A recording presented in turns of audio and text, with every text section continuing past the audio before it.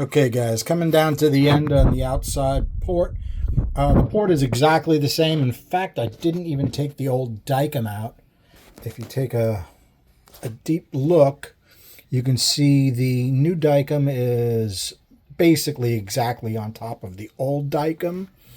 We've got our roof fin going right where we want it to. I didn't quite spray it enough for it to go across the chamber, but we know it's going to go across the chamber at an angle like this because that's the way it's shaped.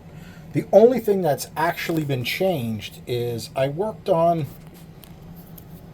this angle here because I noticed they weren't the same from chamber to chamber, and I wanted them as close as possible. So this one had more of an angle on it. There was less distance, right, from this edge to the chamber, from the edge to the chamber, from the edge to the chamber. So I did some measurements, and they're much closer now. But that also flattened this angle out a little bit from the top cut to the transition to the chamber. Okay, that's a really important angle. If it's too flat, Darren Morgan says it'll break away and cause turbulence and drop your flow. He would know. So we want to try to keep the air attached to this, okay? And actually having a flatter roof will help that. As of right now, we topped out almost exactly the same where we were, but we got a few CFM in the mid-range, and I think it's a little bit better design the way it is right now. And we actually get swirl going in this direction at like 800 or 900 lift. When it's finally completely given up on the short side and it's completely windowing through the port, let's show what that looks like. Okay, guys, I got it one-handed. Something like that is what windowing looks like. It goes right across that short side, right out into the chamber, okay? We've got it going in the direction of that fin. It's going to a relatively tight spot in the bore. Before I forget, let's look at the valve and the bore. Valve came out clean. Obviously, I didn't spray as much as I sprayed last time. It only has one little drip of Dykem. Let's see what the bore looks like. Okay, we've got our nice angle coming in. Just a spot. Looks good to me. Okay, from this angle, it looks like the fresh Dykem did not go all the way to the roof, but there was also less volume. So I'm not really going to sweat it. Okay, from this angle, let's take a quick look. Looks pretty good. As far as our airspeeds, we look pretty good. Our roof airspeeds did change with the change in the roof, with the change in this chamber here. As this flattened out a little bit, right? This edge was moved from, I don't know about there, down a little bit. It made it so air could get out from the roof sides a little bit easier. So that changed our air speeds quite a bit on both sides of this. One, it went much faster than the other. Let me just take a quick look. Center of the cylinder went up to 236. We've only got 200 here, but that went from 92 on this side to 91. That's a huge change in airspeed with just a small change in the chamber. You know, and it's Darren Morgan's voice is going through my head. It's like once you start getting a port that's really close, tiny changes will make a huge difference. He said something very similar to that, and I could totally see that. Now that the port is more equalized as far as airspeeds, just a small change in the chamber made big differences in the airspeed. So let's take a look at our numbers. Okay, guys, so this is the last time you saw it was number 5. I made this number 6, change chamber angle, and reflowed it. Right, the port hasn't been changed. I didn't even take the Dykem out of it. Will the dicom change the CFM? If it does, I'm sure it's minimal. Okay, minus tiny bit, plus a little bit, plus a little bit, plus a little bit, plus a little bit. 230 is the best we've done to date. Any size port. 260, 285. Right here, at 480, we're going 306. And then we have a problem. That's when she starts to shear and separate. So it goes down to 288 at 500. That's about our only issue with this port right here, is this little spot. And then right after that, she recovers nicely, okay? It's down a touch here, and then she starts coming back pretty well. Up a little bit. This is down just a touch. And this is where we get our swirl reversal. These are all positives, okay? And on the head, positive means that she's spinning in this direction. Negative means she's spinning in the direction we'd really like it to go. Okay, let's compare. We can compare these pinch speeds to this pinch speeds. Very similar. 230, 236, 243, 246, 244, 237. From top to bottom, tough to beat. How'd we do on the roof picked up nicely. 292 to 236, 191, 200.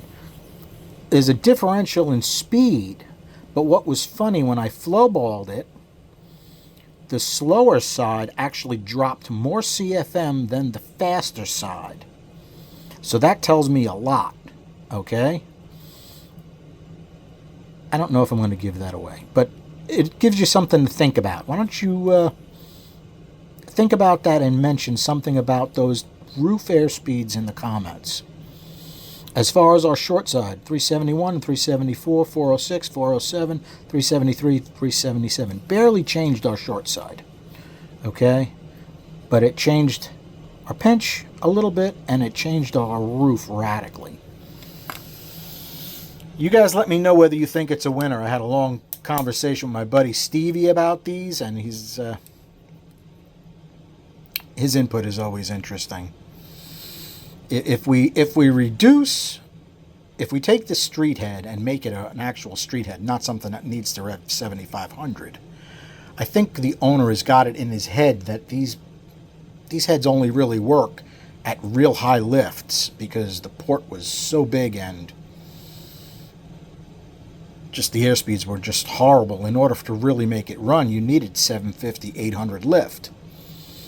Okay, now that the airspeeds and stuff are more reasonable, do we really need to rev it, a 500 plus inch motor, to 7,500? Even if we knock it down, this is more than enough airflow for, I'm thinking of the computation I did. I think I used a 512 at 6250 RPM. This covers it.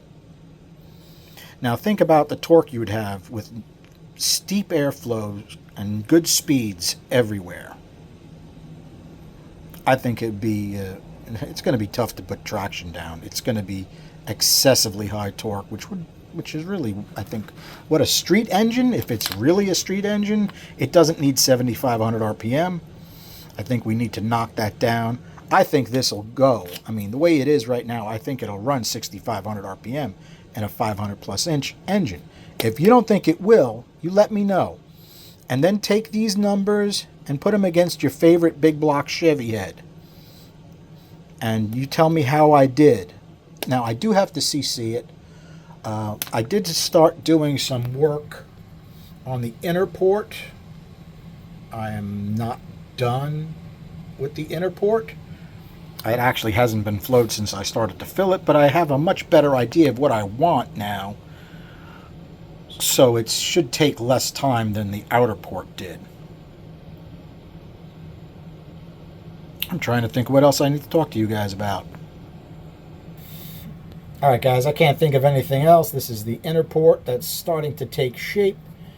Now, one thing I did want to talk about, right, is because this port is angled in this direction, right?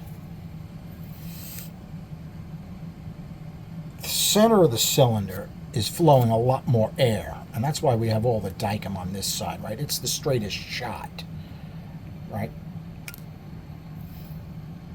So we've got slower airspeeds on this side. This is the side I filled in a lot. The dynamics on this port are going to be different because we're coming in at like this angle. You notice I have the fin slightly different. This here, let's see if we can get that. This one is much closer to the angle of the port coming in. Make sure I'm doing that right for you guys. It's much closer, right? We'll see how it goes. If I have to machine this out and change it to get, you know, we didn't talk about it all. We didn't talk about the swirls. Let's see if they changed. Besides for the 0.9 inch completely change of rotation. Okay, if you compare these swirls, low swirl port, right? We got 200 and change here, and it stays relatively quiet throughout the entire curve. This one here, a little bit less. We got a couple pluses, mostly minuses, 1 equal, 2 equal, and then we have our reversal. Do I think there's more than a couple horsepower between those two curves? I really don't. I think the secret for a big inch engine like this is going to be more quench than anything else. You know, obviously, fuel prep is going to have a lot to do with it. That's actually a good question. If you have, depending upon your fuel prep, the differential between the airspeeds on the roof and the airspeeds on the floor, what's going to happen, especially on the slow side? You guys put that in our comments and see if we can look at that a little bit. All right, guys, I think we covered enough. We're 12 minutes in. Thanks for hanging out. Have a good night.